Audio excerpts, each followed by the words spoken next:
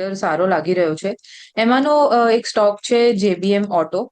JBM auto મને એટલે ગમી રહ્યો છે કારણ કે હમણાં જે લાસ્ટ યરના એના પરફોર્મન્સ પ્રમાણે એનું માર્કેટ શેર ખાસો વધી ગયો છે અને એને જે સ્ટ્રોંગ ઓર્ડર બુક છે, 10,000 ઈવી બસીસનો એને ઓર્ડર મળ્યો છે લાસ્ટ યરમાં. અને એક લીડિંગ માર્કેટ એટલે આ સેક્ટરમાં એક લીડિંગ માર્કેટ શેર એમાં જળવાઈ રહ્યો છે સ્ટોક કંપની.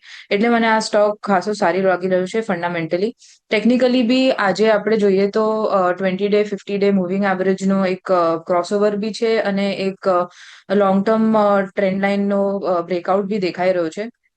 આ કરંટ માર્કેટ પ્રાઇસ થી આપણે બાય કરીએ, 621નો જે પ્રાઇસ છે ત્યાંથી બાય કરીએ તો ટાર્ગેટ્સ મને 680 ના લાગી રહ્યા છે અને એની ઉપર 700 સુધી બી સ્ટોક આવી શકે છે એવું લાગી રહ્યું છે.